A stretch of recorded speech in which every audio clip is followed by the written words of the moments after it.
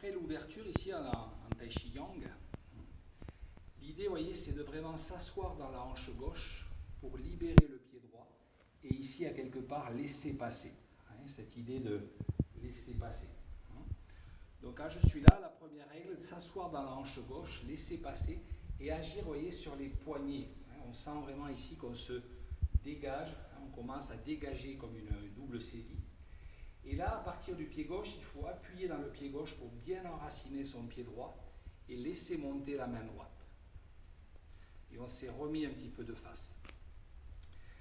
À partir de là, on va visser dans le pied gauche pour allonger ce bras gauche et continuer à faire lâcher. On vient sous l'aisselle et là, on a le mouvement de saisir la queue d'oiseau.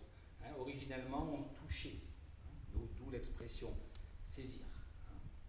Donc on garde de l'espace dans ce cas de figure. On se remet de face ici, voyez, en étant bien ancré. Assurez-vous que ça tienne ici quand vous voulez déplacer votre pied gauche et posez bien le pied gauche sur le talon. On reprend un peu de force en armant à droite et là on va caresser la queue de l'oiseau. Et bien se retrouver face. Avec pain, paré. Alors pain, c'est plutôt le phénomène d'expansion. Et donc l'idée, c'est de faire sortir la force du dos. On va ouvrir dans le dos, lâcher dans la poitrine et augmenter le cercle ici de protection.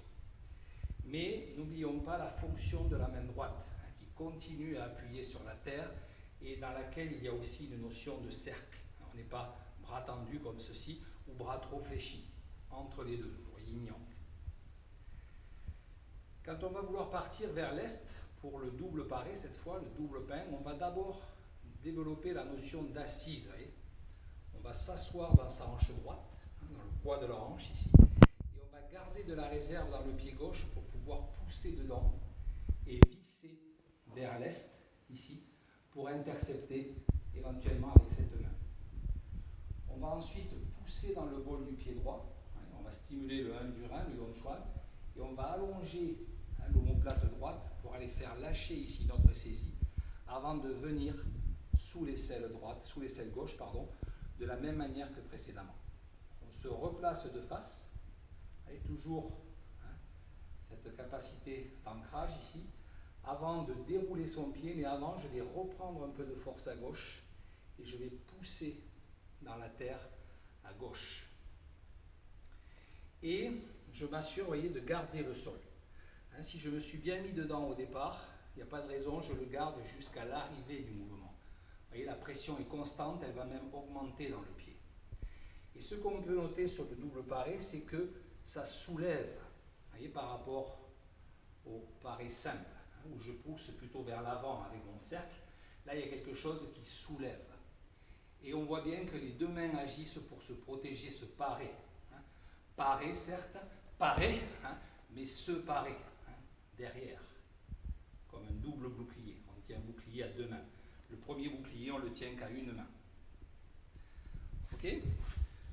Donc attention à ces notions toujours d'ancrage. Quand vous êtes là, toujours des notions de vide. Yin, absorber. Yang, yin, lâcher. Okay. Lâcher. Toujours dans le yin qui va générer du yang.